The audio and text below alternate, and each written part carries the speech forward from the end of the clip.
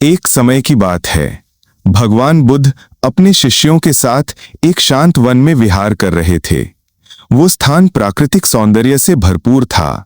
चारों ओर हरियाली, शीतल वायु और पक्षियों की मधुर चहचहाहट।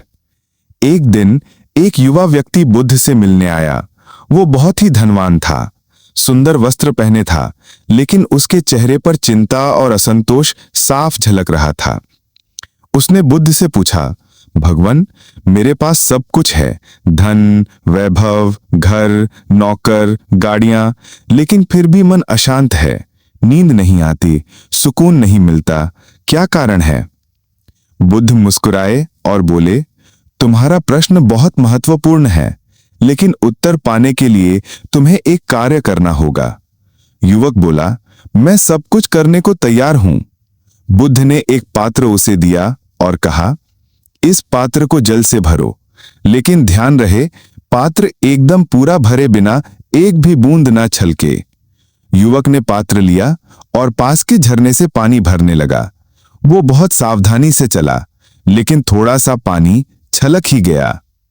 वो बुद्ध के पास आया और बोला, भगवान, मैंने प्रयास किया, परंतु थोड़ी बूंदें छलक ही गईं। बुद्ध ने शांत स्वर में कहा, बस यही तुम्हारे जीवन की दशा है।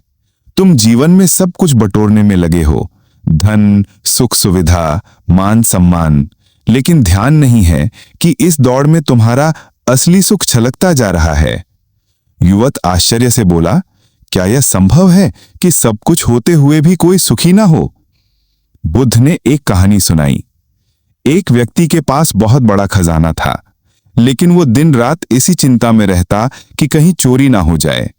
वो ना सो पाता, ना चैन से खा पाता।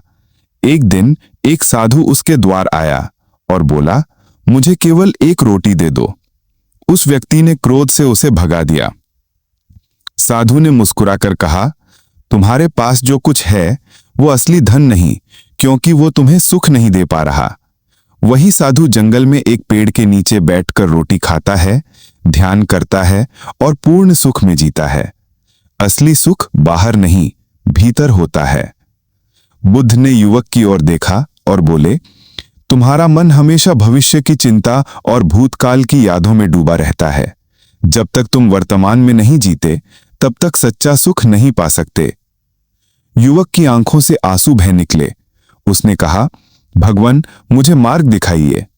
बुद्ध बोले, ध्यान करो, लोभ, मोह और अहंकार से दूरी बनाओ, दूसरों की सेवा करो और संतोष को जीवन का आधार बनाओ। वो युवक वहीं रहा, ध्यान करना सीखा और कुछ ही महीनों में उसके चेहरे पर शांति और संतोष झलकने लगा। सीख, सच्चा सुख बाहर की वस्तुओं में नहीं, हमारे भीतर की शांति और संतोष में होता है। जब हम वर्तमान में जीना सीखते हैं और मोह माया से ऊपर उठते हैं, तभी वास्तविक आनंद मिलता है।